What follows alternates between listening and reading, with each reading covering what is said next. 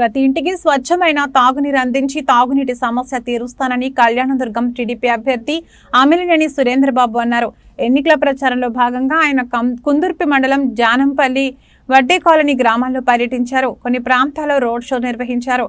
ఎన్నికల ప్రచారానికి వచ్చిన సురేంద్రబాబుకు టీడీపీ పార్టీ సీనియర్ నాయకులు, మహిళలు, గ్రామస్తులు పూలవర్షం కురిపించి గజమాలతో ఘన స్వాగతం పలికారు.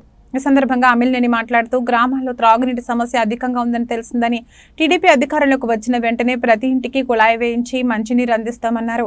అలాగే ఫిల్టర్ వాటర్ ప్లాంట్ ఏర్పాటు చేసి స్వచ్ఛమైన తాగునీరు అందించి సమస్య తొలగిస్తా, గ్రామాల్లో సీసీ రోడ్లు నిర్మిస్తామన్నారు. అలాగే గ్రామంలో ఉన్న సమస్యలు పరిష్కరించి అన్ని రకాలుగా ఆడుకుంటామని భరోసా ఇచ్చారు.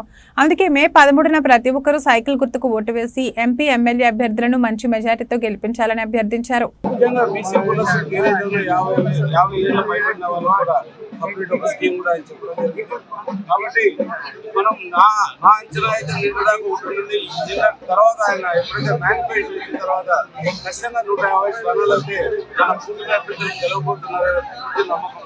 మాకు వచ్చింది అసలు తెలుస్తున్నారు.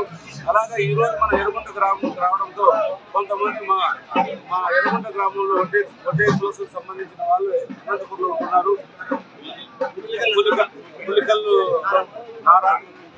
నారప్ప వాళ్ళు కుటుంబాలు అంతా కూడా కుటుంబాలు వచ్చారు. ఎందుకు వచ్చారంటే వాళ్ళ ఆతృత ఇప్పుడు ఎందుకు వస్తుంది, మనంతా కూడా తెలుగుదేశం సభ్యులుగా ఉన్నాం కాబట్టి తెలుగుదేశం పార్టీ అభ్యర్థులను బాధ్యత.